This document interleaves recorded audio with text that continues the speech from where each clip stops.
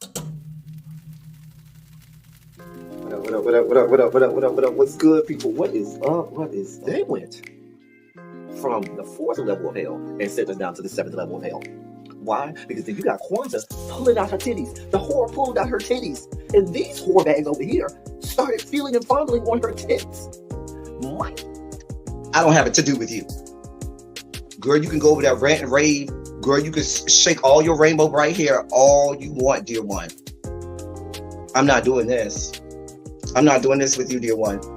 I'm not doing this with you, dear one. I don't have nothing to do with you, and I'm done. Baby, you can scream my name from the rooftops from now till Jesus come back. I'm done after this. Introduced to Tick's meat. Do you see what I see? Did y'all really hello, casting, wardrobe, y'all let him roll up out of wardrobe with these fans on, giving us all of this, thinking we were not going to see it? We have been waiting with bated breath and anticipating all season long for the slightest glimpse, and y'all just put it out there this episode in all of its magnificent glory. Listen, that young man said, baby, you ate on this first date, you giving up the cooch on the first date, okay? Well, you gonna run me my coins. Run me my cooch or run me my coins. Run me my cooch or run me my coins. Run me my cooch or run me my coins. That's our new theme song. That is the new song. Listen, somebody need to put a beat to that. Run me my cooch or run me my coins. Run me my cooch or run me my coins. That's what y'all got going on. Called out Sandcastle. Sand, bitch. Ow. Oh my God, it was so funny, girl. Ooh, baby, listen, let me tell you something. This shit started to turn into the precursor for some gay porn. That's what I thought it was. Because Big T is getting all, the voice starting to go deeper and get a little more wet and moist and sentimental and all this shit. And it was real gay at this point. Like, I thought the bitches was going to start. I thought Lil Bird was going to turn Big T around and do him like he did Uncle Cliff and do the grease it up with City Lou and ran right in there. It's not a coincidence that Big T started off the conversation by trying to find out if Lil Bird was fucking Mercedes, which he found out he's not. It's also not a coincidence that he started talking about prison. Why? Because the bitches was probably fucking in prison. Girl. Uncle Cliff, you better go get your man. Big T got plans for that. What he had on looked like something Big Bird vomited up or something like that. Like, I did not like it. That Big Bird couture he was going for, it did not work. Like the pastor of a gay mega church on Easter Sunday. Okay, it was way too much sequins. He had on way too much makeup. Baby, his face looked like Yana Van Zam's neckline. Okay, just way too much makeup clumped in everywhere on his face. Get it together, sweetheart.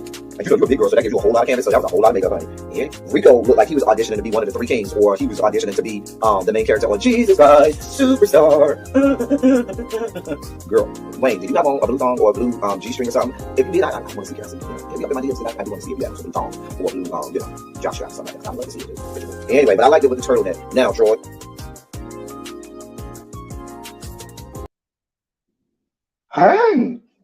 Hey y'all. Adjust the camera. Hey y'all. Hey. What's up, y'all? What is going on? We are here. Hey, Volvo, what's good, Cookie? We are here to talk some politics today. With the politics of it all. Snacks for today. Hey, Miss Old School. Shondo Boo. So I found these. And yes, it's Twizzlers, but it's wild berry. I've never had wild berry Twizzlers. I love the green apple Twizzlers. They're probably my favorite, the green apple Twizzlers. But I've never had the wild berry Twizzlers. And they are actually really good. So that's what we're drinking on today. Not drinking on, dear God. Snacking on today. Hey, Diamond Pearl Jim. Are you cleaning that popcorn pop? Are you making us some popcorn, Diamond Pearl Jim? Good. All right, y'all. So, ooh.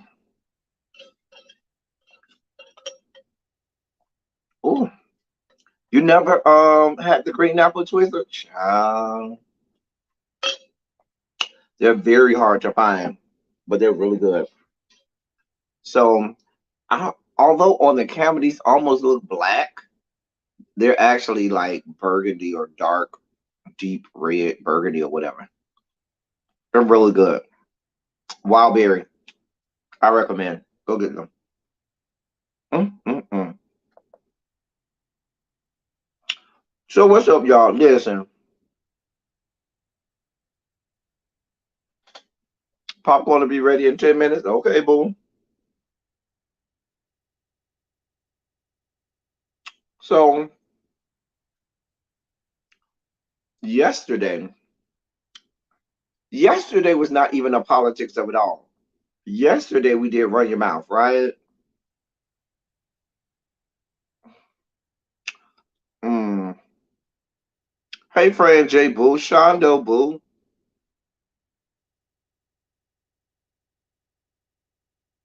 So yesterday was not even a politics of it all.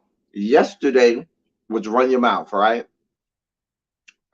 So the people of the other side, the trolls, the conservatives, were all in, not in my comment section. They were in my Twitter, not my Twitter inbox, my Instagram inbox. Girl, child, child, girl. So here I am, minding my own business, doing what I do. These trash bags came at me because they said, "Oh, I'm too harsh.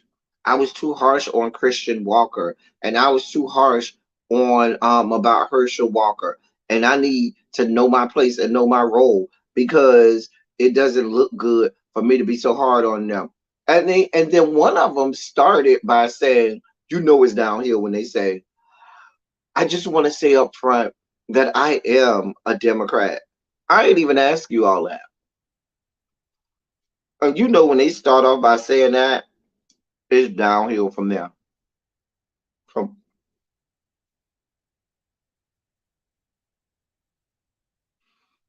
They started off, I'm a Democrat, but I just wanted to let you know that you should be celebrating what Christian Walker did. And you do come off a bit harsh. I've gone and I've watched some of your politics lives, and you are a bit harsh.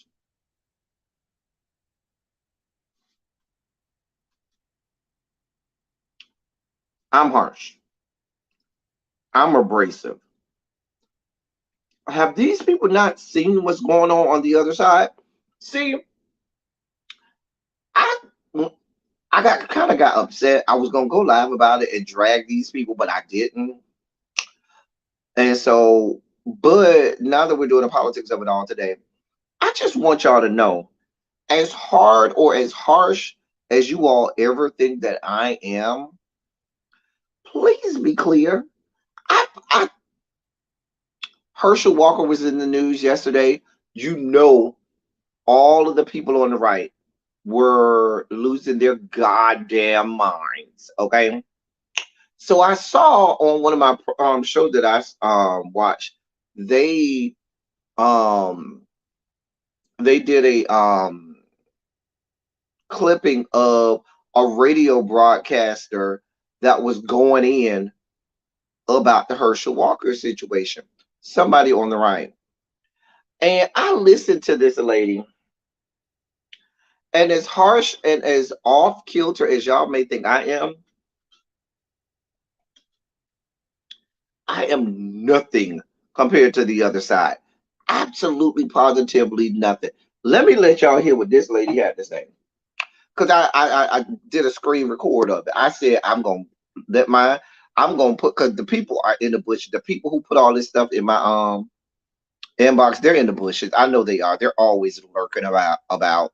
So I want y'all to hear what the other side is saying. So y'all don't think that I'm just a lunatic out here, the crazy mad person. This is a take. This is what we got going on the other side. On the other side. Y'all listen to And this. welcome back to the program. Your lovable curmudgeon Dana Lash here. top of our second hour this Tuesday. So, does this change anything? I mean, do you want my opinion? Or you're listening? Not a damn thing. How many times have I said 4 very important words? These 4 words. Winning is a virtue. What I'm about to say is in no means a contradiction or a compromise of a principle. And please keep in mind that I am concerned about one thing and one thing only at this point. So I don't care if Herschel Walker paid to abort endangered baby eagles. I want control of the Senate. If the Daily Beast story is true, you're telling me Walker used his money to reportedly pay some skank for an abortion, and Warnock wants to use all of our monies to pay a whole bunch of skanks for abortions.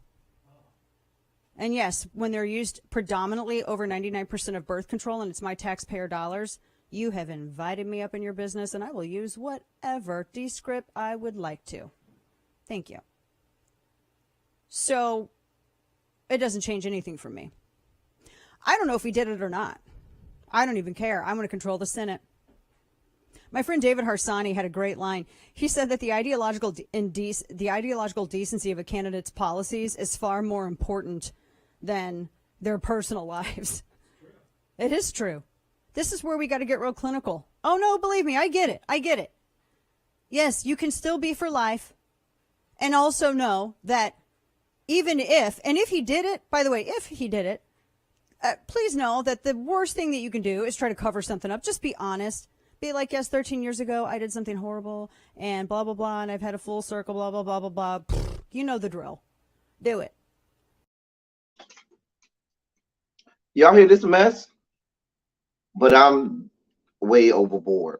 But I'm way too passionate. But I'm the one that's out of order.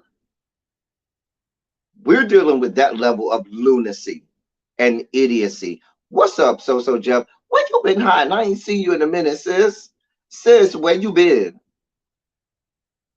So where you been, Jeff? You been absent. Been marking you absent in my grade book. So Jeff, where you been? You. So before anybody accuses me of being the madman, that, hey Tanya, hey boo, that is the level of passion they got going on over there. The lady says she don't even care. They will do anything and endorse anybody, no matter what they've done ever in the history of their life, as long as they can get the Senate back. Doesn't matter if it's a contradiction. Doesn't matter if oh, you're on a break? Okay. Doesn't matter what they've done. She came flat out and said, I don't even care. Started calling the woman a skank. Started calling all women who get abortions skanks. This is what we got going on the other side.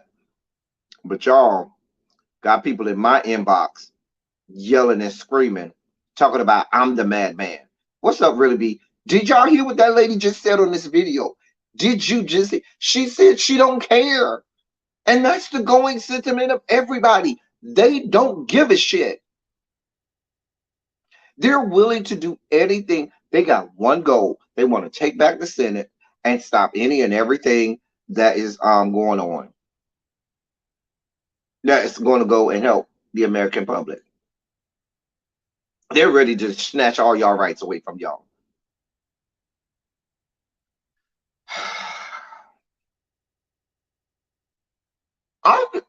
I just want the people who were in my inbox yesterday telling me that I'm just a crazy person, that I'm the madman, that I'm overzealous, that I'm the person that's way too passionate. I just wanted y'all to get a snippet of what's going on the other side, because they are here for it. And everything she just said in that video I just played, is the true and real sentiments of everybody on that side.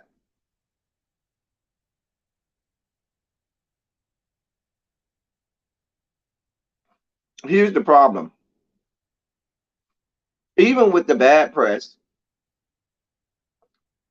the name that people are going to continue hearing is is Herschel Walker, Herschel Walker, Herschel Walker. When the name that we should be hearing is Raphael Warnock. So that they believe in the whole adage, all press is good press, because the more his name is in people's ears, the more when the people get to the ballot box, they'll say, "Oh, I remember that name," and check it off. Just a mess. But this is what we're dealing with. This is exactly what we're dealing with. While we're here,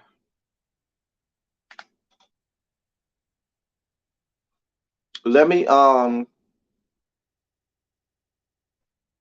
give y'all some news that you can use, okay? Baby, he don't give you CTET. He give you CTE tea, coffee, brunch, mimosa, martini, margarita, CTE Kool-Aid, CTE soda, CTE energy drink. He gives you CTE everything, okay? Just a mess. What's up, Morgan?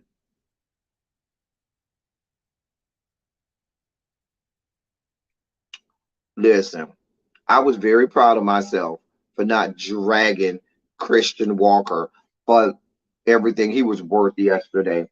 God been working on me in that area. Hmm. So,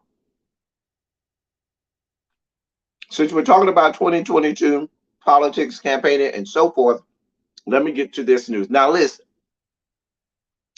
there are some people, black people, that we're going to start highlighting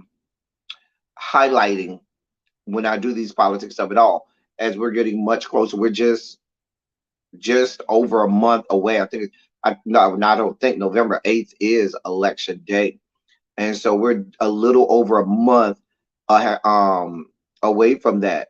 So, with that being said, everybody needs to. We're going to start to highlight some people that you need to know who they are and be prepared for, because there's still enough time in any race. There's still enough time for people to gain traction, get a few more points here or there. There are things that could happen between in a month. A whole lot could happen in a month. Okay, so let's focus on today. We're going to focus on the United States Senate, and we're going to focus on um, the governor seats around the country. Specifically, right now for today, we rooting for everybody black. Okay, not the people black presenting, people like Tim Scott. We ain't talking about them people. We talk about real black people, not people who are black presenting. Okay, real black people. So I found this list of everybody. Now, mind you, these are people who have major party, um, who's um, who's been backed by either the Democratic Party or the Republican Party. So one of the two major parties, this is their nominee. Okay, all of these people are black, and these are people running for either United States Senate or a governorship. So here we go. Now I know that might be hard to see for some of you all. So let me read that list for you, okay? Starting from the top.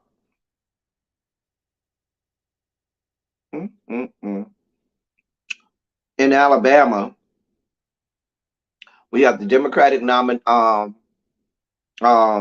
nominee for Senate, Will Boyd, that's in Alabama. In Arkansas, we have a black woman.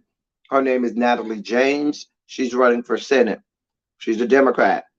In Florida, we have the Democratic nominee Val Demings, who's running for the Senate seat there. In Georgia, we have Raphael Warnock, who's the Democratic nominee. I'm skipping over y'all, was a boy. In Kentucky, we have Charles Booker, black man. We have two candidates in um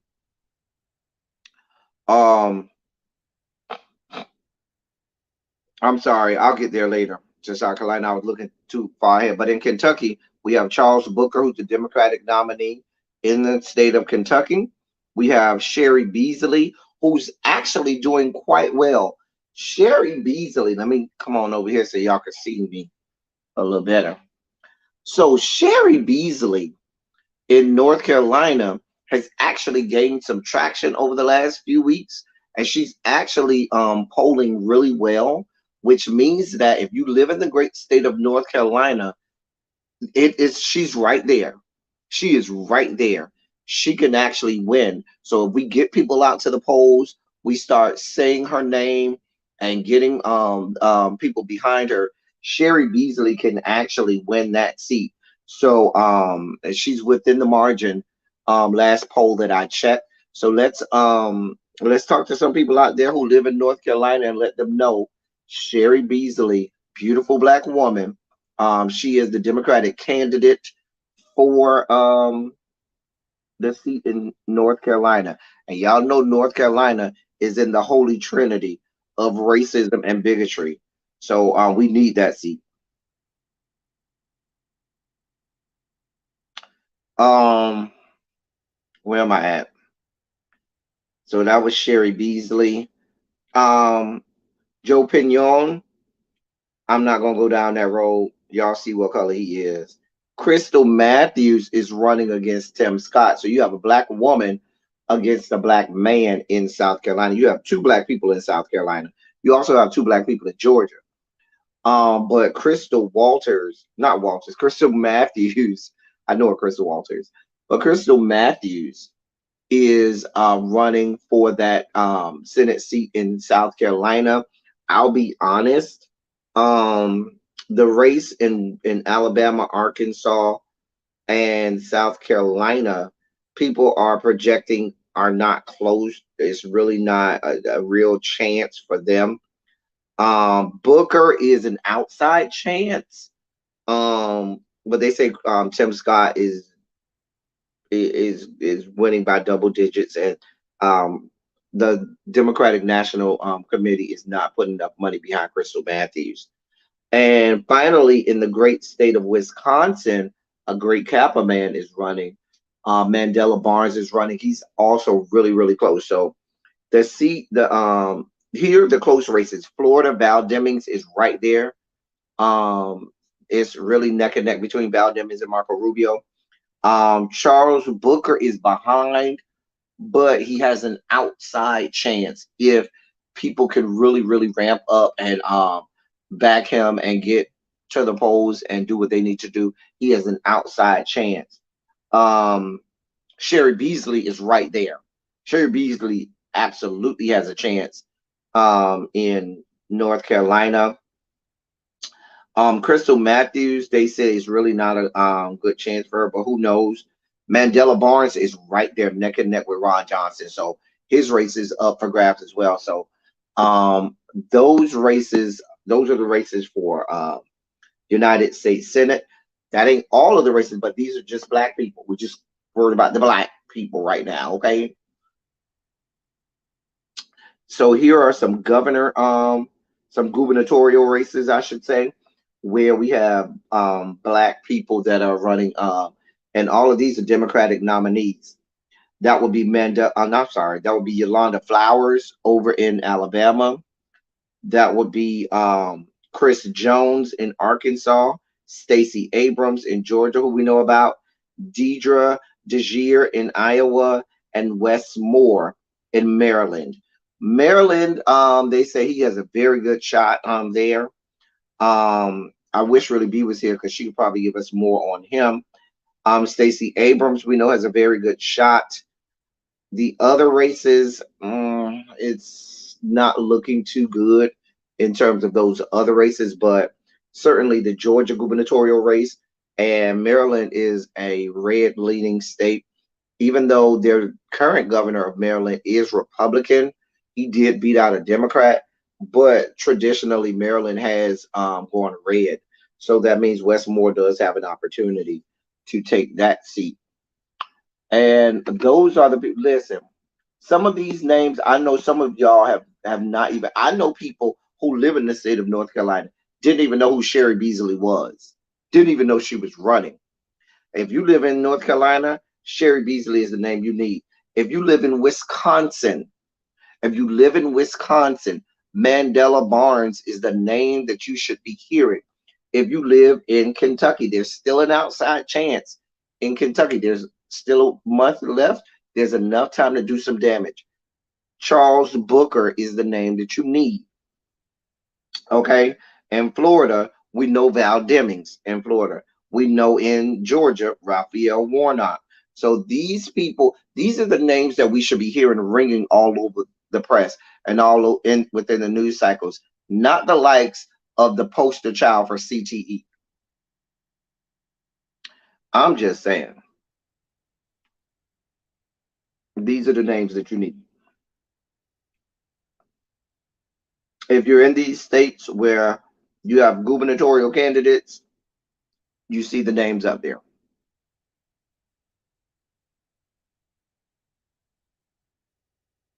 So y'all know I'm always rooting for everybody black. And I wanted to make sure that you had those had that information. Because I don't think even me, and I'll say this, I haven't done a good enough job in promoting these candidates like I should, and that's my fault. I apologize for that. Mandela is absolutely doing really well. So Jeff, him, depending on the poll you look at, some polls have Mandela Barnes up, some polls have Ron Johnson up. It just depends on which poll you look at.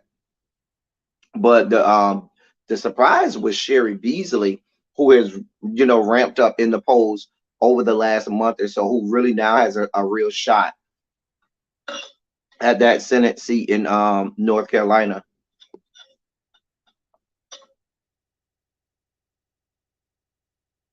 Well, I know Beto O'Rourke is running for governor of the great state of Texas. Um, uh, I'm not sure if Texas has a Senate seat open. If they do, it would be Cornyn. Um, if they do, it will be Cornyn seat because um I know he he was oh no, Cornyn won in 2020, so he's not up until 2026. So and Rafael Cruz also, I believe, he's not up either. So there are no Senate seats up for re-election in Texas right now. So unfortunately, um yeah, he's gonna unfortunately, yeah, his I'm looking at Ted Cruz. His Senate seat is up in, let's see.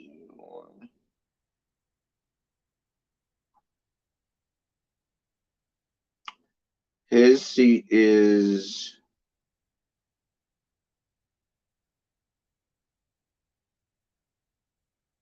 up in 2024 because he just got Rafael Cruz went in 2018. He won re-election in 2018, so he would be up in 2024. And John Cornyn won re-election in 2020, and his seat wouldn't be up. Remember, um, his seat wouldn't be up until 2026. So, but yeah, Governor Hot Wheels is running against Beto O'Rourke. So we want Beto O'Rourke in that seat. Val Demings is a good Delta girl over there. That's a wonderful Delta girl over there. She's also an alumnus of my alma mater, Florida State University, where excellence is always the rule of the day. So yeah, she's doing the goddamn thing over there in Florida, and she has a great shot at unseating Marco Rubio.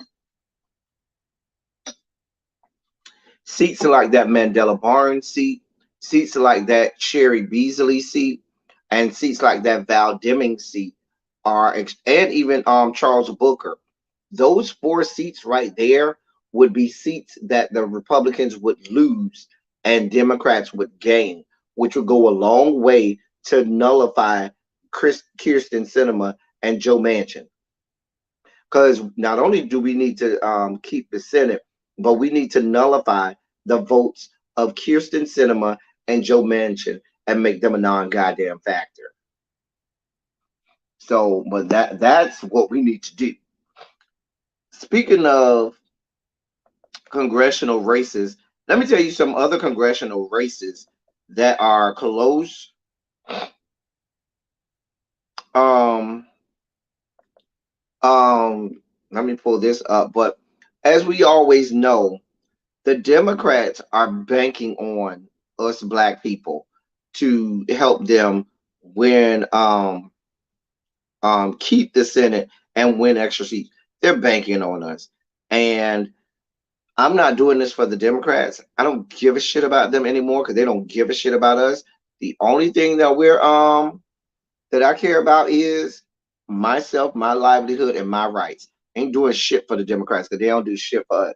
I do shit for myself, my livelihood, my family, and the people who I care about. Let's be clear. So when we're voting for ourselves, not for these crazies and yahoos that don't do right by us. So when I was looking at some inside information that I have right now, the Democrat Senate Campaign Committee that gives funding for senatorial candidates are focusing all of their money on Georgia, North Carolina, Pennsylvania, and Wisconsin. So, of course, the seat with Raphael Warnock, that seat with Cherry Beasley, the Pennsylvania seat, and also Wisconsin with Mandela Barnes versus Ron Johnson. They're not giving nearly as much money as they should to states like Florida with Marco Rubio versus Val Demings, because Val Demings absolutely has a shot. And they've pretty much given up hope on Charles Booker in Kentucky, even though there is still an outside shot. And that's what is so depressing and sometimes just so demeaning is them saying, oh, the polls tell me this. Oh, so we're just going to focus on these states when you still clearly have a chance and a shot in some of these other states, but they're just not willing to put the money and funds behind those candidates.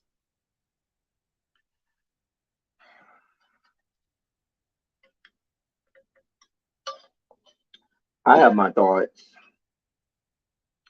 but um, but yeah. So let me give you this bit of information that should make you feel good. Where's my girl Tabitha when I need her? Because she's gonna love hearing this. If you're watching this in replay, Tabitha, this is just for you, my love, my dear, my doll. So, y'all's girl, out of the great state of Colorado, one Miss Lauren Boebert seems to not have such a strong hold on her reelection as some people thought. Whereas whereas early on she was leading by double digits. Now she's only leading by 2 points. A new poll, which is uh, um, the new poll by Keating Research has found and put out research that says that Lauren Boebert is only up 2 points, 47 to 45, in that race in Colorado. And the margin for error is 4.4 percentage points. So basically, they're at a dead heat. Her opponent in that race is Adam Frisch. Adam Frisch, Frisch. Hey, hey, Tracy Boo. Hey, love. But Adam Frisch is the Democratic candidate there, and they're basically at a dead heat. So if we can get Lauren Boebert out, that's one more seat. That's one more crazy and Yahoo that we can get on out of there. We can get them right on out of there. Hey, Travel Love, where you been hiding at? You're welcome, Traveler. I try to give y'all all of the information that I can. So if you're in Colorado, if you're in Lauren Boebert's district, please know and understand your vote does matter. This thing is at a dead heat, and you can really affect the people who you encircle yourselves with, your family and loved ones, can go out there and vote and make sure that people like Lauren Boebert get booted out of the United States Congress or out of the United States House of Representatives. So that's some good news on that race. Also, in the I have some news for that Senate seat in the great state of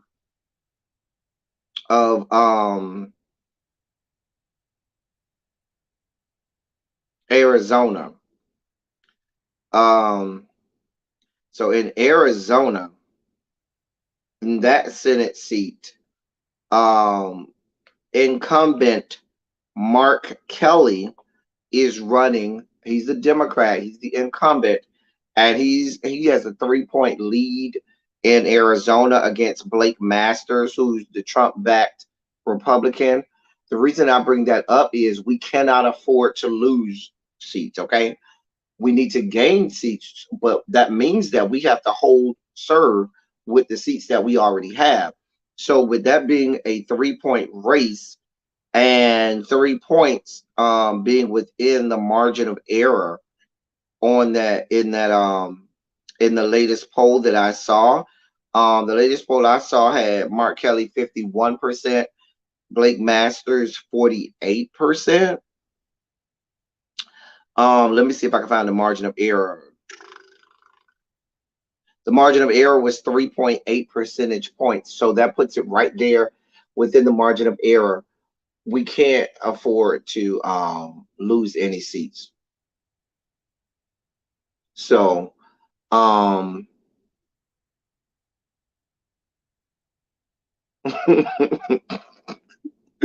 Lord Tracy, God.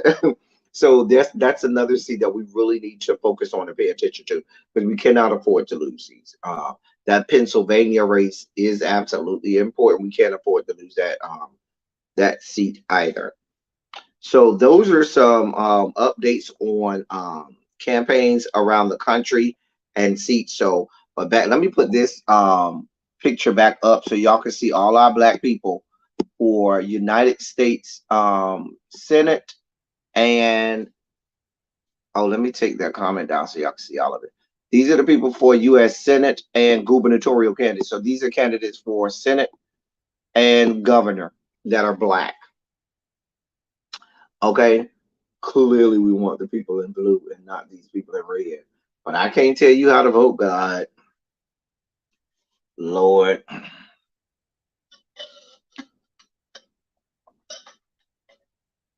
I cannot tell you how to vote.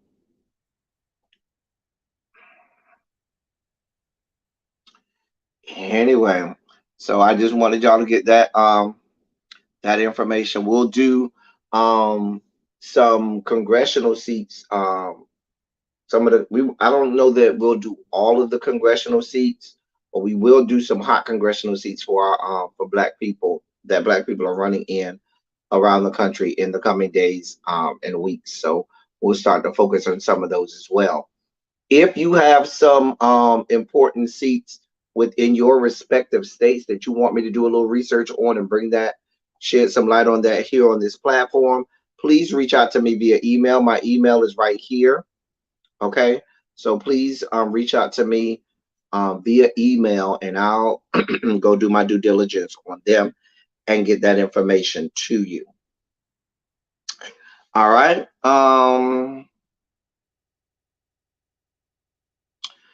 Hmm, what that well, that's all my non-spiky moments. So without further ado, ladies, gentlemen, non-binary or gender conforming members of the audience, we have now come to your favorite segment of the show. It is time for our sugar spike segment. Taste the biscuit. Taste the goodness of the biscuit. Taste the honey sauce. Taste the goodness of the biscuit with the honey sauce. Get your honey sauce on me. I don't like the way it mixes with my chicken wings. Get none of that honey sauce on me. I don't like the way it tastes on my chicken wings. Take us out, Moose. Taste the biscuit. Only goes to tell you, don't win at the church. You can win it. Call my mama side. Jesus. I wish somebody help me. Jesus. So, no, not that. All right. So, taste the biscuits. You're welcome, Miss Old School. Whether or not I rant, rave, or whatever, y'all know y'all can come here and get good information. We are always, and the one thing that I try to do for you all is stay ahead of the wave, stay ahead of the curve. You all know on this platform, I often give out information well in advance of you seeing or hearing about it on mainstream news media outlets or mainstream news media blogs. We try to follow the trends and notice where things are coming and have great discernment and be well researched on things so that we can be above trends or ahead of the curve when things start to get out of control. So you can't say you come over here and you're not informed, okay? Jesus. All right, so speaking of the holy trinity of racism and bigotry in these yet to be United States of America, we're going to travel over to the great state of North Carolina, which is why we need Sherry Beasley to win that Senate seat, dear Lord. So in the great state of North Carolina, dear God, God above, a racist Columbus County sheriff has been suspended after leaked phone calls. So, excuse me. The North Carolina sheriff caught making racist remarks about black department staff has now been suspended per the district attorney's petition, according to WECT. If you remember, the remarks were recorded on a phone call where the sheriff threatened to fire all the, quote, black bastards, end quote, in the department. District Attorney John David filed a petition with the court for the immediate removal of the Columbus County Sheriff Jody Green. The report says, per the phone call recording, Green was pretty confident that he'd be able to exercise his power as, quote, motherfucking sheriff, end quote, to clean the department of, quote, every black he knows, end quote. After the racist tangent was leaked to the local news, it spread like wildfire as residents demanded he get the boot.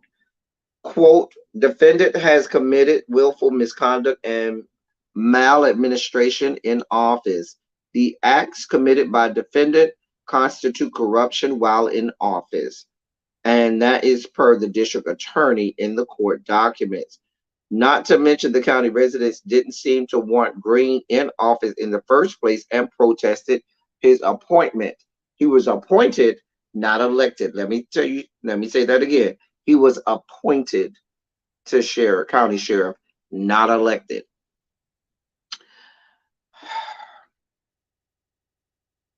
Superior Court Judge Douglas B. Sasser agreed to suspend Green from his newly elected position. So here's the thing. He was appointed first, then they had an election, and we know about the election practices in the great state of North Carolina where they gerrymandered all of the districts and so forth. And then after he was appointed, then they managed to get him elected in a special election that they didn't really publicize and tell anybody about. That's a whole nother story for a whole nother day. We ain't gonna even go down that road. But he was suspended until the hearing on the petition for formal removal. Here's the transcript of the phone conversation. The phone conversation, here's the transcript. Quote, Jody Green is, of course, is a white man. He is a white man. I'm just saying. It stops. Tomorrow's gonna be a new fucking day. I'm still the motherfucking sheriff, and I'll go up and fire every goddamn inaudible. Fuck them black bastards. They think I'm scared. They're stupid. End quote. That's what he said. Y'all need me to read it again? I'm not surprised. Have you seen the video where the priest was powdering his nose in church? I ain't seen that one, Miss Old School. I have not seen it. Send me the link. Send it to me in an email or a DM. So let me read that again for you. It stops. Tomorrow's going to be a new fucking day. I'm still the motherfucking sheriff, and I'll go up and fire every goddamn inaudible. Fuck them black bastards. They think I'm scared. They're stupid. That's what he said. This was the sitting county sheriff for Columbus County, North Carolina. Not talking about the citizens, not talking about criminals, talking about the deputies that work in his sheriff's office. Let me say that again. He's talking about licensed, certified, carrying a badge, gun, taser, riding in patrol cars, members of law enforcement in his sheriff's department.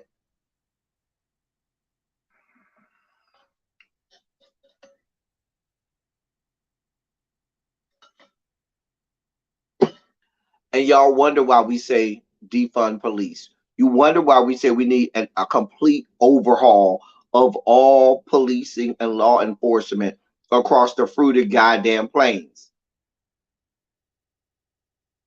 Hey, Yana, you walked in on me reading a transcript of what this white male sheriff of over Columbus County in the great state of North Carolina had to say about his own black sheriff's deputies. Let me read this to you again so y'all can hear what this man said about officers in his department that were black. Quote, it stops. Tomorrow's going to be a new fucking day. I'm still the motherfucking sheriff, and I'll go up and fire every goddamn inaudible. I'm going to say that inaudible might have really been the N word, but you couldn't make it out. But if you going on a tirade like this, it's probably the N word. Let me keep reading. Fuck them black bastards. They think I'm scared. They're stupid.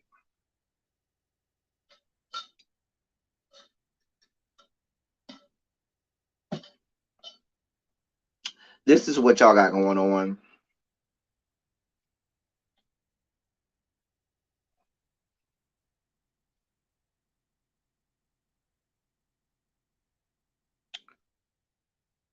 And he's the boss.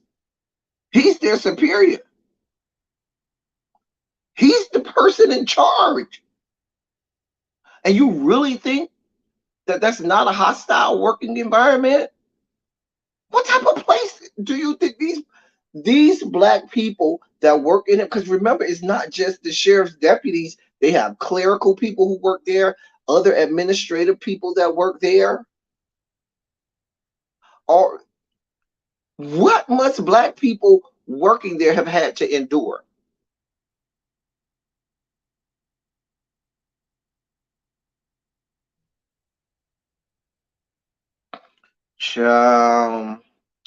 I'm sure that inaudible is the N word, as you said, Tracy, hard ER. But thank God that judge saw fit. The judge suspended him. Let me read this part. It says, and the court, upon consideration of the petition and verification presented in support of the allegations, finds sufficient cause to immediately suspend Sheriff Jody Green from the office of Sheriff of Columbus County. And that is what Judge Douglas B. Sasser, Superior Court Judge Douglas B. Sasser, wrote in his order. But that's until they have the hearing. The hearing for on the petition for removal is scheduled for October 24th at 10 a.m. Hey, Lamone, jumping out of the bushes. I'm glad you're here, Lamone. This is happening all over the country. It ain't just North Carolina. In some of the bluest of blue states, this stuff happens there too, which is why we continue to say that you all really, really, really need to really get to the polls. You need to vote because in most, I know very few places where a sheriff is not elected. The sheriff of the county sheriff is an elected position. And a lot of people don't even mention or think about positions like that. They just vote for whatever name they think they heard before. But you need to be very, very informed of who you're voting for when you're voting for this. Because when you have people like this, that is the county sheriff who determines whether or not you get arrested. It could have been it could be a frivolous arrest. It could be, inappropriate. It could be an arrest that later is thrown out of the courts. But guess what? You still have that arrest record. Even if that law enforcement officer got it wrong, you still have that arrest record. And that's something that's unfortunate. And those are the things that we really have to look out for. That's why these things matter and make and are of utmost importance to us. Okay. So, not just bad news, we do have some good news. Okay. Now, a Black Lives Matter protester won a $1 million lawsuit after being shot in the eye with rubber bullets. So let me read this for you. Back in 2020, Alicia McCrae was shot in the eye and chest with rubber bullets fired by an officer set to de-escalate a Black Lives Matter protest in Salem, Oregon. After filing a federal suit following the incident, a jury has awarded her over $1 million, according to the Associated Press. McCrae sued the city and police department following the shooting, as did many who were severely injured as a result of the clash between demonstrators and officers in military gear. In Salem, Oregon, Reports say the officers threw tear gas at the demonstrators and other non-lethal tactics to break up the crowd. Officer Robert Johnson was the one who fired at McCrae as she was trying to leave the scene, resulting in retinal hemorrhage, macular hole, and vitreous hemorrhage. Wow. Her attorney, Kevin Bragg, said even though she underwent eye surgery, she has permanent vision loss. Permanent vision loss.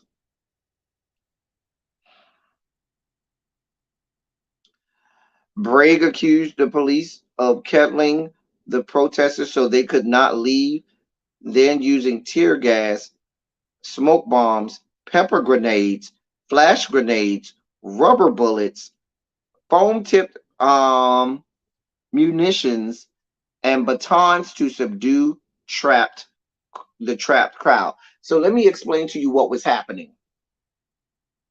They would surround the protesters, basically trapping them in this one area where they couldn't get out.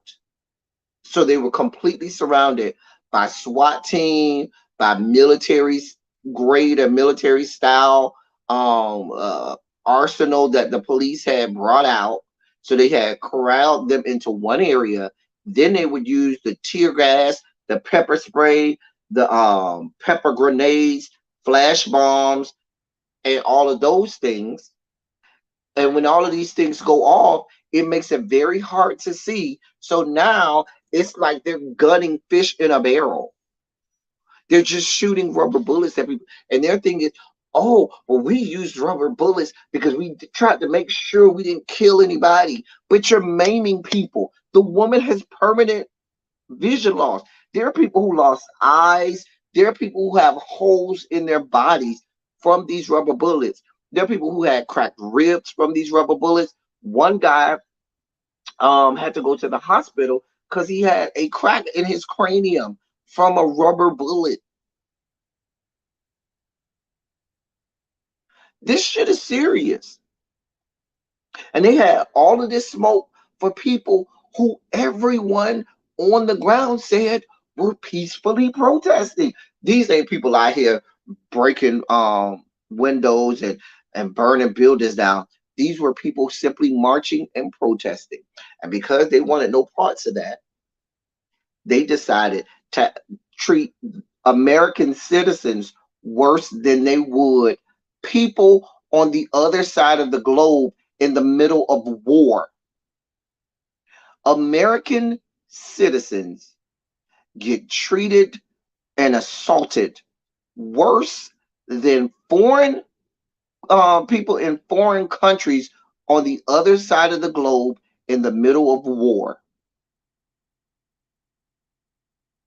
Because the United States is all about taking care of people from other countries as long as they stay over there.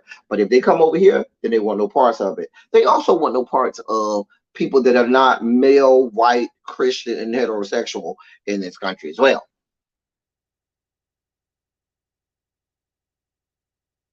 So shout out to Miss McCrae, who got $1 million. It ain't even $1 million is not even enough to me. They lowballed her because that woman has permanent vision loss in that eye.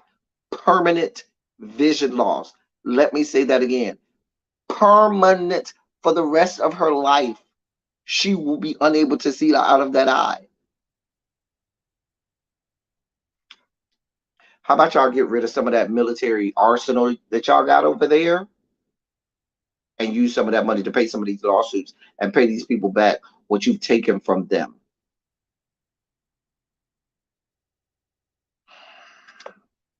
I don't think y'all heard me when I explained to y'all what was happening.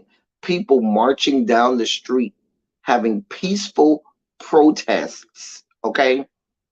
The police then would surround them so they couldn't get from around the police. They would corral them in one spot, surround them so there was nowhere for them to go, and then start throwing tear gas and pepper grenades. And tear gas does what? You can't see. It burns your eyes. You can't breathe. So now you're disoriented. You're just trying to do anything you can to get away. And now they're having target practice, shooting at black people with rubber bullets. And it wasn't just rubber bullets. They used all types of other foam tipped ammunition, beating them with batons. This is in America, on the soil of these yet to be United States of America.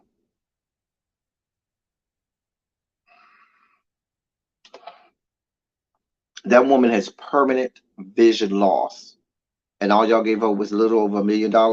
Y'all ain't shit. Y'all done gave billions with a B. We talked about this on Monday. You've given billions of dollars, over almost $60 billion to Ukraine. In addition to that, you've given billions of dollars worth of ammunition and arsenal, missiles, and all type of military grade weaponry to Ukraine to help them fight. But you ain't got nothing for us over here. Damn a reparation. Damn the fact that people that lost limbs, them been maimed at the hand of law enforcement. Damn the fact that we got people that don't even have livable fucking drinking water in this goddamn country. But y'all got billions of dollars to go over here and send somewhere else, as if we ain't got shit going on here that we need to worry about. Y'all got a lot of goddamn nerves. You got fucking Marco Rubio, who has a problem with saying, oh, I'm not voting for a bill to help the people in the state to which I was elected to serve, who just had a natural disaster in a hurricane, right? Oh, I'm not voting on a bill to help with disaster relief if it has anything I feel is inappropriate on it. But you're the same senator that anytime a bill comes for the defense, any defense bill that comes across the Senate or Congress, y'all vote on and don't even blink. Don't care how much pork is on it. Don't care how many extras and additions on it. Y'all vote that shit up and don't even blink about it. Don't even think about it. And these are billions and billions of dollars. We spend more money on defense than we do anything else. And you don't even blink. But now, a bill designed to give aid and assistance to people in the state to which you were voted to represent comes across your desk, and now you have all of these check boxes that you got to have checked off. People, we're well into triple digits now. They've already said that they're under representing the number of people dead in Southwest Florida. They're well over 100 people now, but they're saying that there could be hundreds more people, and they're just not telling us. There are people on the ground there that are telling you that there are hundreds, that there's well over 100 more bodies that are just floating around. They just haven't told us, and they're underrepresenting the number. But you got a problem with the bill to help aid these people. Y'all are really rich around here. Y'all got a whole lot of goddamn nerves. But this is what we're dealing with. This is what we're dealing with. Speaking of people who've lost their goddamn mind. Speaking of people who've lost their goddamn mind. Listen, Miss Old School, I know it's too much. And I know sometimes I come over here and be gloom and doom. But what I don't want is for you all not to be informed. Because what will happen is people get blinded and sidetracked by frivolous things. And there's no problem. And I have no problem talking, about things going on in pop culture, frivolous things that, help us laugh, smile, and everything. But what we don't want to do is do all of that and have no knowledge and have completely neglected the things that are going on right in front of us, or not in front of us, but we're turning a blind eye to. We don't even see it in front of us. So we have to stay informed because I'm y'all know I've been saying for well over 2 years now, there's a civil war coming in this goddamn country. And if you ain't ready, they're ready. Why you think they ain't gonna do nothing to give up their Second Amendment rights? Because they're prepared. I just told you what the law enforcement did in Oregon. Here's the thing. Oregon is one of the bluest of blue states in this country. Oregon is over there on that blue wall, California, Oregon, Washington, the bluest of blue areas. And this is what they were doing in Oregon.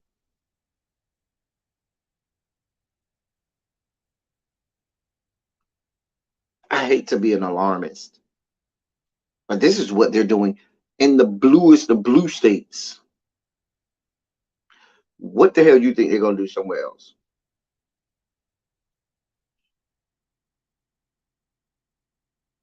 I'm just telling you. I'm just telling you. Stay informed, people. My family in Florida is good. Tracy, they're good. My family, I got a brother that stays in Fort Myers, and a brother that stays in Naples. Both of them are good. Their houses are good. The family is good. They still don't have power, but they're good.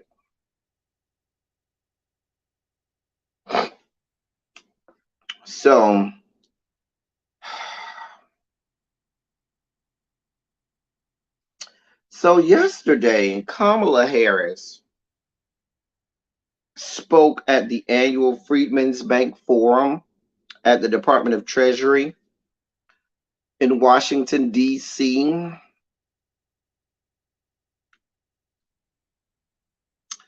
And she has some things to say. Speaking of Hurricane Ian, she had some things to say about the disaster recovery for Hurricane Ian.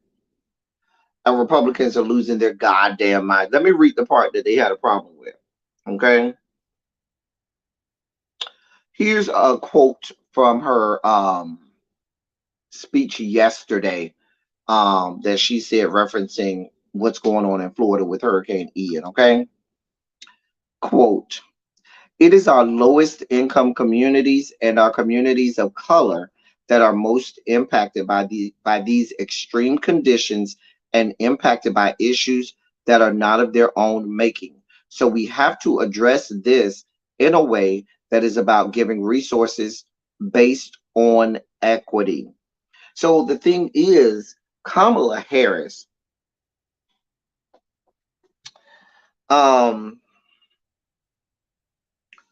was saying that as we begin to allocate resources in this country, they need to be done equitably. Because they're not only because all they want to show you is those rich mansions that were devastated and yachts and boats and things like that. So they want to show you all of these nice, luxurious things that got destroyed during the hurricane. They're not going to show you the black neighborhood or the neighborhood that has Hispanic people. They're not going to show you black and brown neighborhoods that were just equally as devastated because that doesn't make for good news. Nobody cares about the black and brown people and the marginalized people that lost everything. But they will sympathize with the white people that had these tens of $1 million mansions over there on this barrier island and had these yachts and boats in this marina. Because let's be clear, poor people ain't having no yachts and boats and marinas and stuff like that. And they're gonna have you, they have the people so effed up. Oh my God, we have now. These people do have insurance. Now I could do a whole show about the insurance industry and how they've never done right by the state of Florida, because every time there's a hurricane, the insurance companies absolutely do file for bankruptcy, go under, and never pay out anything for insurance. That happens all the time with every major hurricane in the state of Florida. I can tell you that. I could do a whole show on it. But these rich white people are going to be much more well off because they got a lot more money in the bank, stocks, companies, and all types of things that they can get.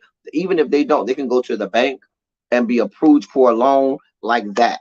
But black people who live over here in some of the most poor and impoverished communities in this area, who also suffered catastrophic, life altering damage from this storm, are not getting the press. And please believe when funds start to get allocated via FEMA, they're not going to get proportionately. And when I say proportionately, percentage wise, based on where they were living and so forth, they're not going to get proportionately enough money or the same level of contributions as their white counterparts or their rich and wealthy counterparts. So that's why Vice President Harris, in her statements, had to say when these things are allocated, they need to be done equitably. But conservatives have lost their whole goddamn minds because they want no parts of racial equity in these yet to be United States of America. They don't give a shit. And people, the pundits and the curmudgeons all over conservative airwaves are just losing their minds, bloviating and blathering about how heinous and horrible it is that black and brown people will get an equitable amount of government assistance. A mess.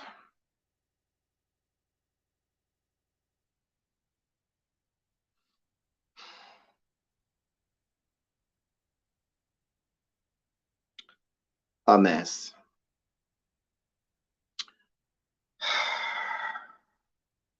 But they worried about people getting equitable portions of help from the government. They worried about Kamala Harris saying that they'll have no smoke for the lion ass senatorial candidate in the state just across the state line who goes against everything that y'all believe in, right? Y'all don't got no smoke for that. Y'all are doing everything to protect him and say he's good and right and everything's good with that. But you got a problem with the vice president saying that there needs to be equity in how we dish out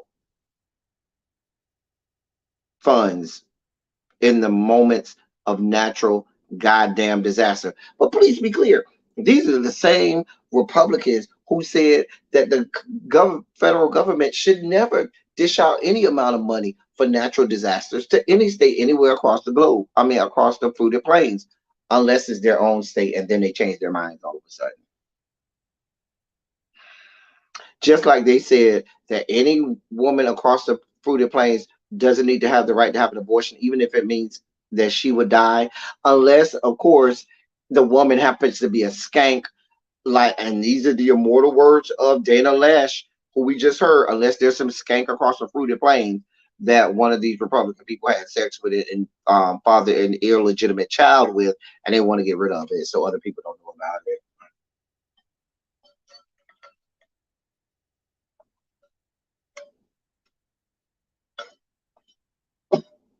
This is what we have going on.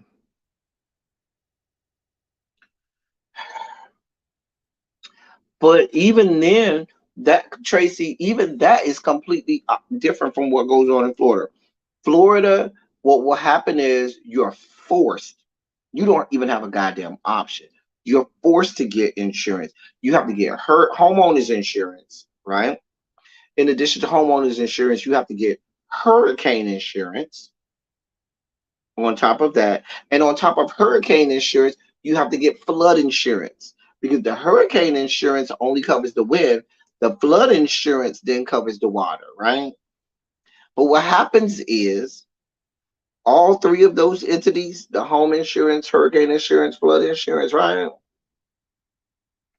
When a hurricane of this magnitude comes and wipes out everything, they then cry foul and say, oh, we don't have enough money to pay out all of the payoffs that we would have to pay out to cover all of these homes and all of these people. So we're going to file for bankruptcy, or we're going to close our doors and go under. We ain't giving up no money though. We still gonna take all of the money in our treasuries and in our coffers. We still gonna take all of the money that we had in the bank for profits and spread it out equally amongst all of the C level um employees there, amongst all of the C level members of that organization. But the people on the ground who needed that money and who paid insurance all of these years just so that if in the case something like this happens, they could get their homes back. Oh, we have nothing for you. Go see the federal government. Go see the state government. Excuse me. Go see the state government. Go see the federal government because we don't have nothing for you. We had everything for you when you was giving us money, but now that this hurricane has come, we have nothing for you. That's literally what happens. And then, if and when you do find a way to rebuild, you then have to do what? Get the same three insurances again. A mess. May not be from the same companies, but what ends up happening is the new company ends up taking you in the same cycle if you get hit by a hurricane again. So that's why when people be like, oh, I'm moving to Florida, it's a great place to live. It absolutely is a great place to live. But understand what you're getting yourself into. And understand what it's all about. It's about the almighty dollar, and they do not care. I did not see that, Tracy. I did not see that.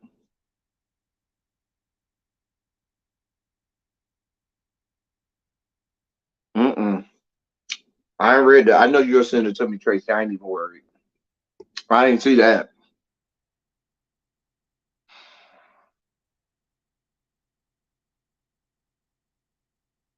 Oh, yeah. Remember, we talked on Monday about the fact that every House Republican, every single one, voted against the bill last week that would have helped with disaster relief. Every single Republican voted against that. So why would I think that they would want Kamala Harris to be talking about equity with regard to distribution of federal funds for disaster relief? A mess. A mess.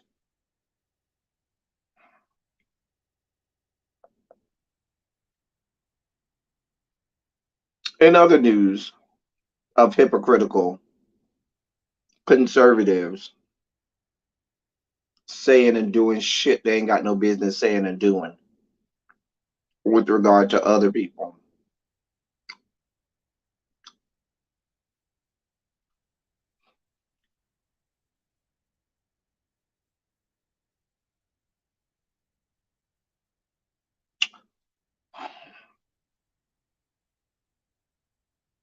Are y'all ready? Before I read this, we need another. This is gonna spike y'all out. So I'm gonna we need our sugar spike theme song one more time so you can prepare yourself. Get you a piece of candy. Get you something to regulate your sugar level now. Go ahead. These next two stories are going to take you there. Go ahead. Here you go. Here you go. Taste the biscuit. Taste the goodness of the biscuit. Taste the honey sauce. Taste the goodness of the biscuit with the honey sauce. Get your honey sauce on me.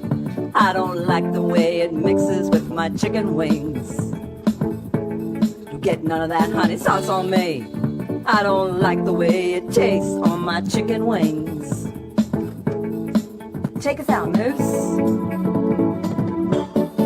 Taste the biscuit. Only goes to tell you, don't wait on the church. You can win it. Come on, mama, say! Jesus! I wish somebody help me. I hope you're prepared because the next story is definitely going to make you angry. The one after that is probably going to make you angry as well. But this story is definitely going to make you angry. I'm finishing up my 2 Twizzlers to regulate my own sugar levels. Y'all ready? Put a 27 in the chat if y'all ready for this sugar spiking story.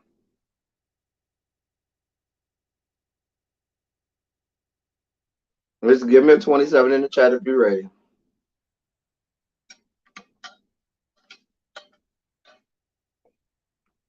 Help us, Lord.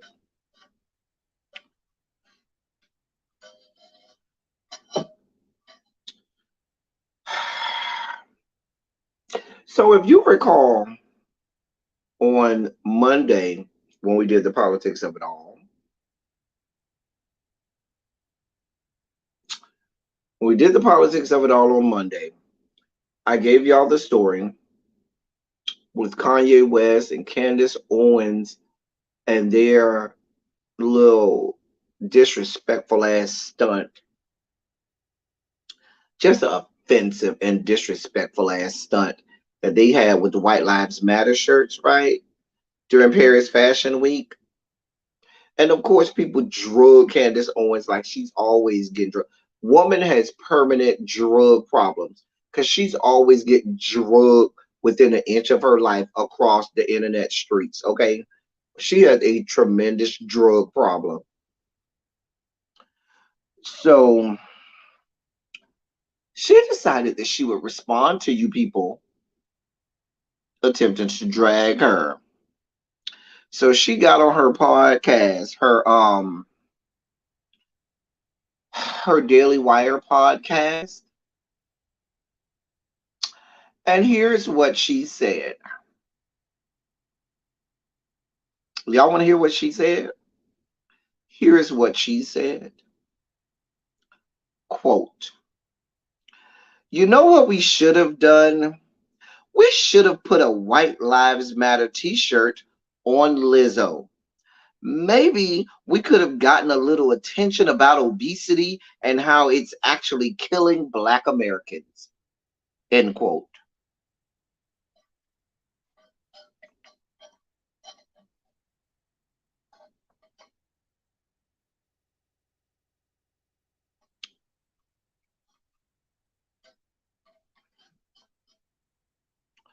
Let me read that again for the people in the back. So in response to her getting drugged within inches of her life because of that offensive stunt that her and Kanye West pulled at Paris Fashion Week with the White Lives Matter t-shirts, she said, and I quote, you know what we should have done? We should have put a White Lives Matter t-shirt on Lizzo. Maybe we could have gotten a little attention about obesity and how it's actually killing Black Americans. End quote.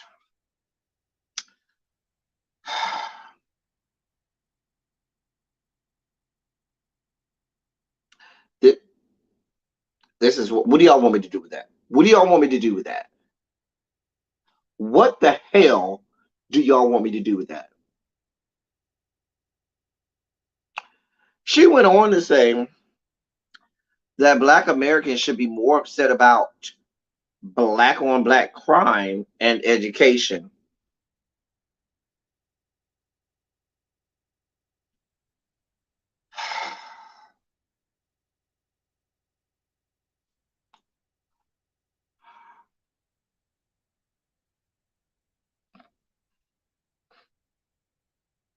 Oh, she wasn't done.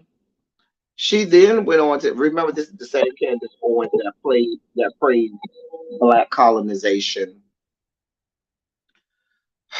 She compared Black people to chimpanzees at one point.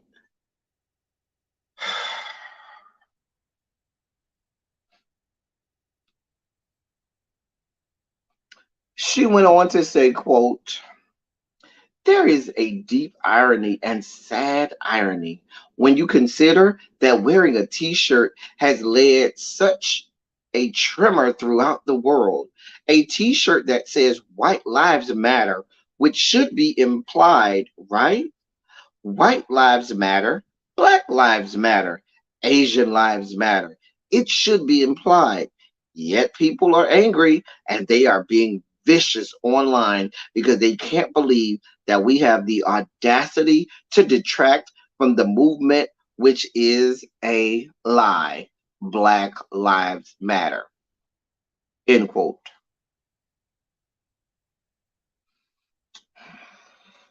Why is she here?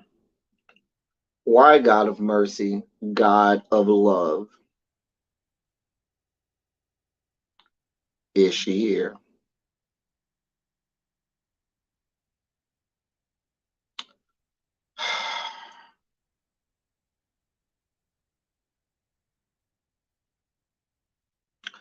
I don't. I have no commentary because I could sit here and drag Candace Owens with reckless abandon. I literally could sit here and wear her ass out. I really could. But we know full well that nothing you say to someone like that is going to deter her or stop her, make her feel any kind of way. She's going to continue to spew her venom and vitriol all over the fruited plains. Like there's no stopping her, there's no deterring her, there's nothing you can say that would make her feel any kind of way about the things that she says. So I'm not going to even waste my breath and energy because I could lay her the fuck out. There's a whole lot about Candace Owens and her backstory that she could be laid the fuck out about. But we're not going to do that.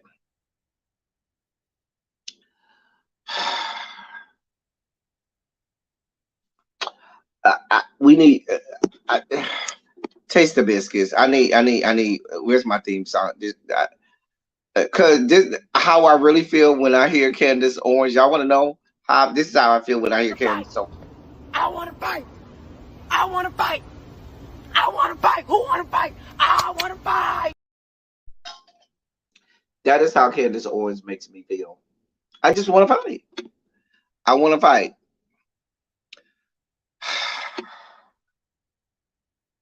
Taste the biscuits. Taste the biscuit. Taste the goodness of the biscuit. Taste the honey sauce. Taste the goodness of the biscuit with the honey sauce. Get your honey sauce on me. I don't like the way it mixes with my chicken wings. Get none of that honey sauce on me. I don't like the way it tastes on my chicken wings. Take us out, Moose. Taste the biscuit. Holy Ghost Shut will tell you, don't wait my at the church. name. We can win it. Call my mama. Get rid of Say.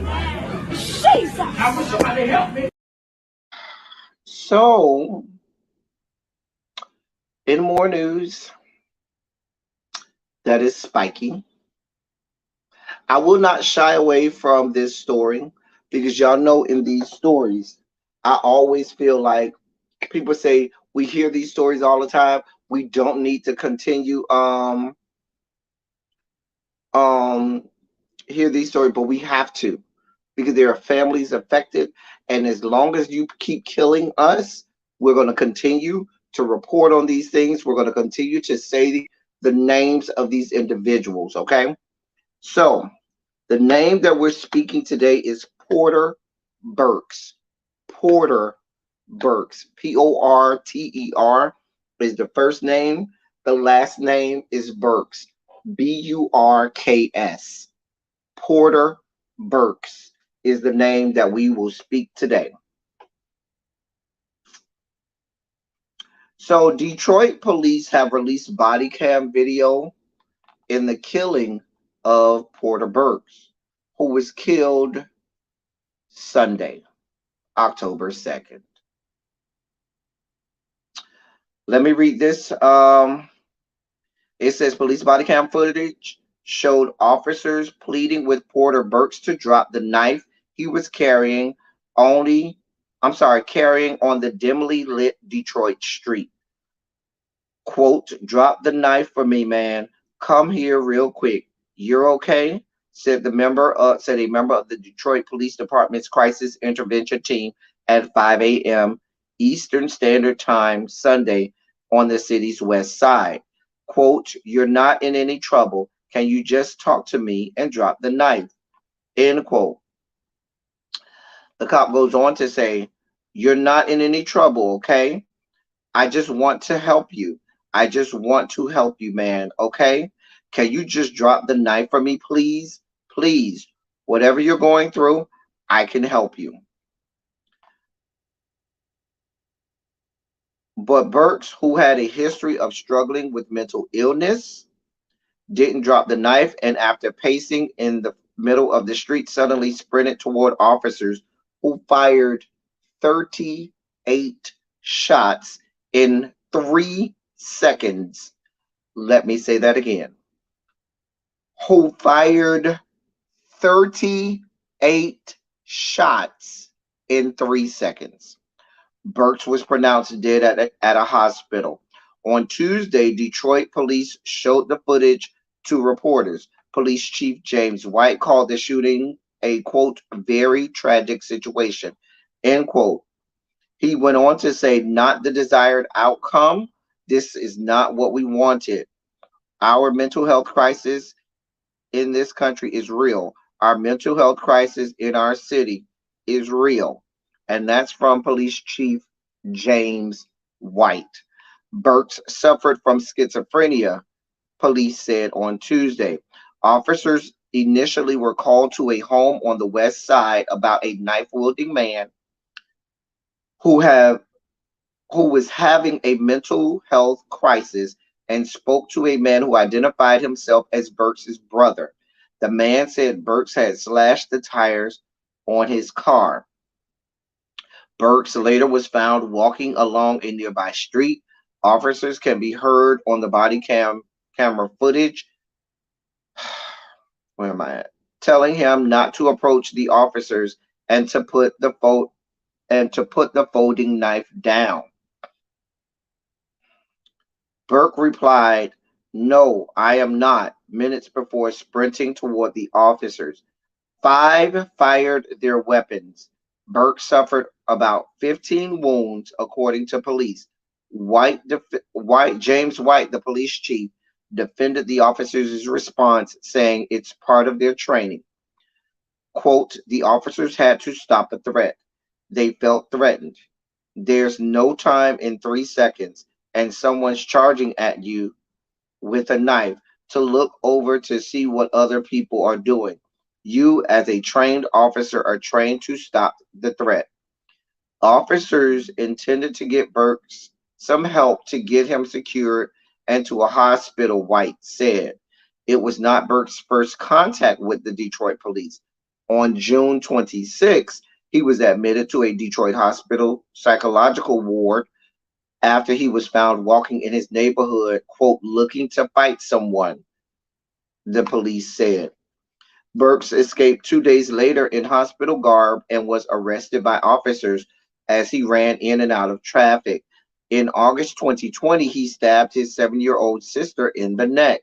That March, he stabbed his sister in the neck and his brother in the head. Quote, "This is not just a police matter. We need help with this system. The officers are routinely put into this mode, and candidly, we're seeing more and more violent episodes," end quote. Advocates for people, with mental illness say they face greater risk of a greater police encounter resulting in their death.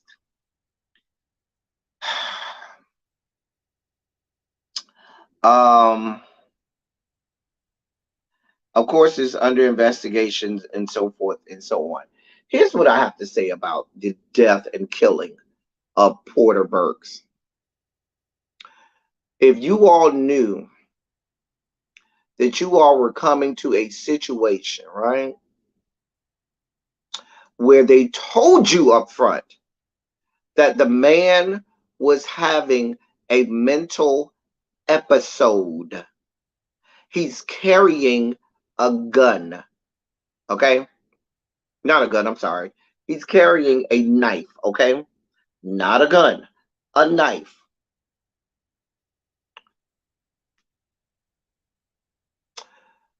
Why did you all not, like, I'm in my brain thinking of so many different ways and manners with which you could have subdued him without having to take his life? Where were the tasers? Why is your first thought to immediately end someone's life? Why is it your first thought? Let me truly, truly thwart or stop the threat. Because you could have perhaps did that with a taser. Maybe. Now, here's my other thought. Did we not just read a story earlier about rubber bullets and rubber ammunition that police and law enforcement across the fruited plains have at their disposal? If you got the call and you knew full well up front that this was somebody who has mental issues, you told us that this isn't even your first time dealing with this individual. So he has a propensity for stabbing people. He stabbed his sister. He stabbed his brother. He is mental in that way. Like, why wouldn't, even if you felt like he was going to be a physical threat to you all being stabbed, y'all got all kinds of shields and arsenal. And this is one. And if you see the guy, he ain't no big guy.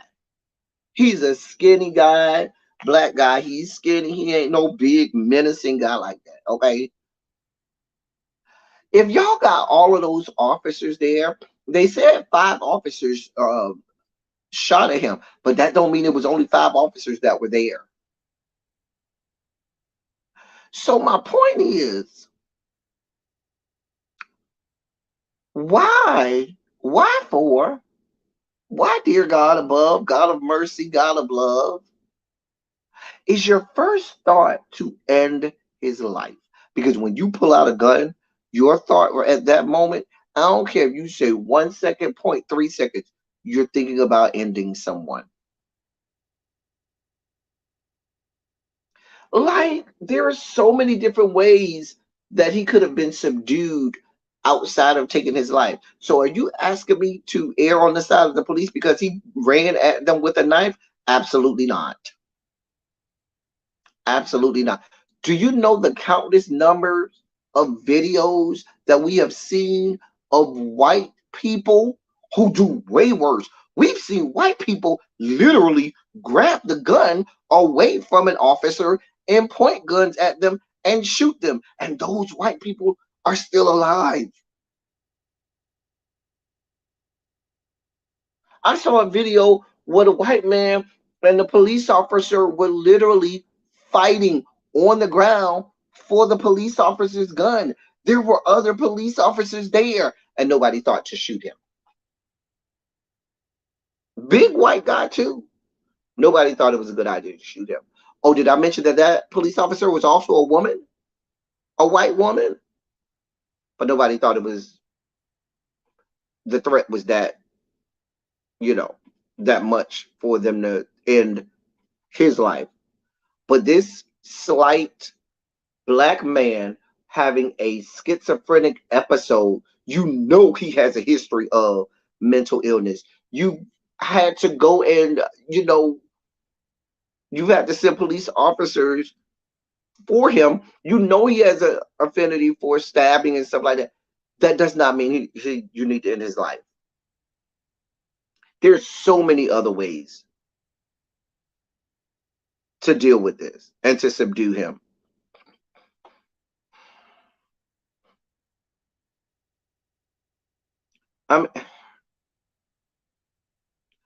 You ever thought, in the moments where you've even seen where you got one officer that's, talking to the guy on this side, then maybe somebody's behind him and they can rush behind him and grab him and maybe tackle him to the ground, maybe get the knife out of his hand. Anything but end his life. Because I'm sure even though here you have a brother, the man's brother, who didn't know what to do. I don't know if it was the same brother that was stabbed in the head years before, but he knows his brother's schizophrenic. He knows his brother has mental episodes. And his brother went outside with the knife and started slashing tires, and the brother was just trying. Every time you hear these things, the family members are only calling to get help. And I can only imagine the horror that has to go through someone who's a family member, a mother, a brother, a father, a sister, an aunt and uncle, grandmother, grandfather, some family member that is calling for help.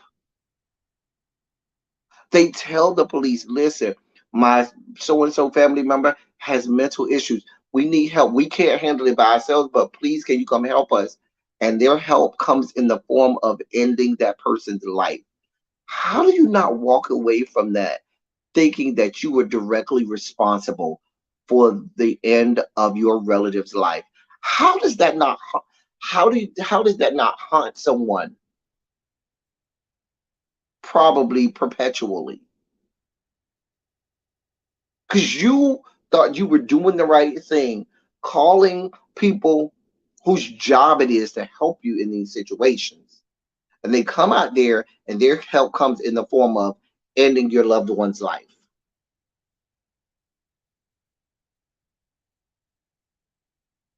And what happens in the aftermath? Oh, nothing. Oh no, they were justified in killing him. Basically, that's what the police chief told him. Oh, they were justified. Y'all want me to read what the police chief said again? Let me read what he said again. Maybe y'all didn't hear what he said. Here's what the police chief said. Where is it at? Hold on. Here's what the police chief said about 38 shots in 3 seconds. Okay, in 3 seconds, 38 shots. Here's what he said. Quote, the officers had to stop a threat. They felt threatened. There's no time in 3 seconds and someone charging at you with a knife to look over to see what other people are doing. You, as a trained police officer, are trained to stop the threat. So, what that means is the training is wrong. And that is why we're talking about a wholesale, a wholesale reformation of all policing and law enforcement. Just throw the whole training booklet out and redo it.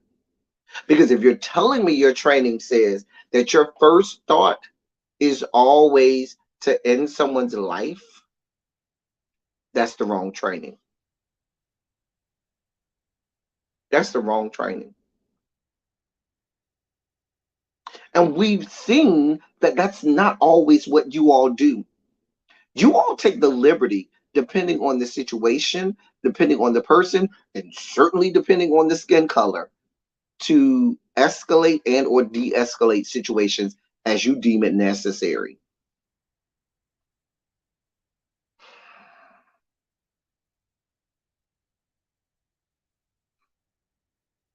But this is what y'all got going on in these yet to be United States of America. Porter Burks is his name. Porter is his first name. Burks is his last name. And this happened in the city of Detroit, Michigan. As you can probably, oh boy, let me see something here. Let me make sure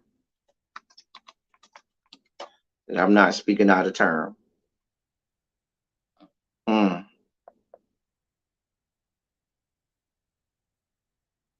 Oh, why am I not surprised? Police chief of the great city of Detroit, Michigan, Detroit Police Department, the one who's telling you that he justifies this 38 shots in 3 seconds, he's black. This is nothing to do with white police officers, black police officers. This is everything to do with all of them. Because here we have this black police officer that's telling you they did nothing wrong.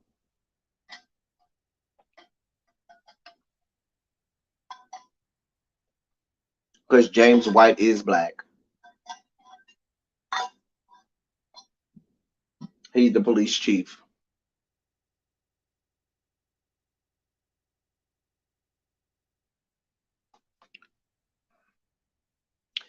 name is Porter Burks. We speak his name. That is all my stories for today. I have nothing else to give. I do want to put up that screenshot one more time of those individuals running again for those people coming in at the end. That's the screenshot of all of the black people running for either a United States Senate seat or governor seat in the country. I put up all of the ones, whether they are on the left and or the right. These are the ones, I shouldn't say all of them, but the ones that have major party nominations. I should say that, meaning Democrat or Republican nominations for the U.S. Senate seat in the respective states or the gubernatorial seat in the respective states. That's who they are. That's the state. We went over this earlier. All right. Since I didn't give y'all a thirst trap, I'll give y'all this little video. I didn't even know I still had this video. Here you go. Remember this video? That's our thirst trap video today. Gotta love that one. That was our thirst trap video of the day. And since we've been spiking out, here you go. Hold on, friend. Okay, you on speakerphone. What you want to tell them? I see a lot of you guys are very concerned about my health. And I'm gonna have diabetes. And what else they be saying? I'm gonna die one day. Everybody's gonna die of something. Oh, Right. The reason why I like sugar is because apparently I'm fat. Friend, you're not fat. I am fat though. No, you're not. What else you gonna put in there? I'll mix it with a little water for y'all people. That's it? Just a little bit, cause. So is that your dinner? Right there? Yes, this is dinner tonight. What is it? I'm on a diet, so I can only have one hot dog. What about the pickle? You know, pickles are good for you, so. And your fries? I got my French fries plain. I got my lemonade, strawberry. With sugar. I could just put a little sugar in it, you know. But thank y'all for being concerned about me. Call me. Hold on, friend. Just a little bit of sugar. Thank y'all for being concerned about me. Just a little bit of sugar. Just a little bit of sugar. Yeah. Anyway, y'all. We're about to get out of here. As I always say, I love y'all. I love on y'all. Thank you all for being vocal, present, and active. Thank you for doing what you do. Thank you for any and all contributions that you make to the channel. They are much obliged and much appreciated. Listen, like, share, subscribe, share this out to people, so forth. Don't be afraid to donate to the snack fund. We can always use an extra snack or two around here. My interview with the vampire episode 1 review is out. We will be, I believe, on Really Bee's channel tonight again for Queen Sugar panel.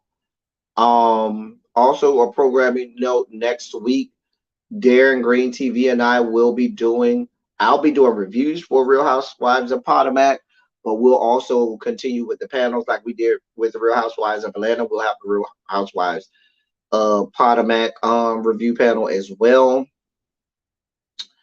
My review for Interview with the Vampire episode 2, I will not put out until after episode 2 airs on Sunday. So after it airs on Sunday, then I'll put that review out.